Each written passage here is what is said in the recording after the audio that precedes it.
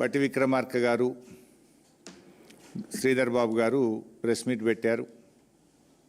చాలా విషయాలు మాట్లాడినారు. సరే, ఒక అడుగు ముందుకేసి తమ స్థాయిని దించుకునే విధంగా నన్ను పట్టుకొని అన్ఫిట్ ఫర్ పాలిటిక్స్ అనేటువంటి మాట బట్టి విక్రమార్క గారు నన్ను ఉద్దేశించి మాట్లాడారు.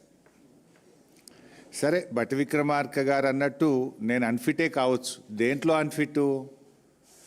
నీలాగా ఫైనాన్స్ డిపార్ట్మెంట్లో ఆర్థిక మంత్రిగా పనిచేసినప్పుడు 20%, 30% కమిషన్లు తీసుకోవడం నాకు రాలేదు. దాంట్లో నేను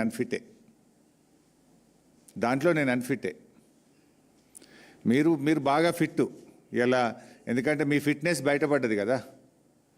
ఫైనాన్స్ డిపార్ట్మెంట్ చరిత్రలో ఏ రోజు కూడా కాంట్రాక్టర్లు వచ్చి సెక్రటరియట్లో ఆర్థిక శాఖ కార్యాలయం ముందు ధర్నా చేసిన చరిత్ర ఏ రోజన్నా ఉందా?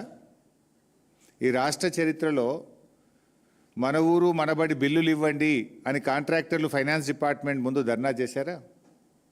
చిన్న కాంట్రాక్టర్లు ఎప్పుడైనా ఫైనాన్స్ డిపార్ట్మెంట్ ముందు గత చరిత్రలో ఏనాడైనా ధర్నా చేశారా?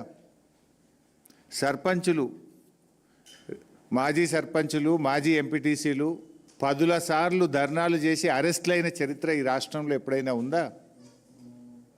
నోరు బారేసుకోవడం చాలా సులువు బట్టి గారు. Give respect and take respect. రాజకీయాల్లో ఫ్రస్ట్రేషన్లో నోరు జారితే మొదటికే మోసం వస్తుంది.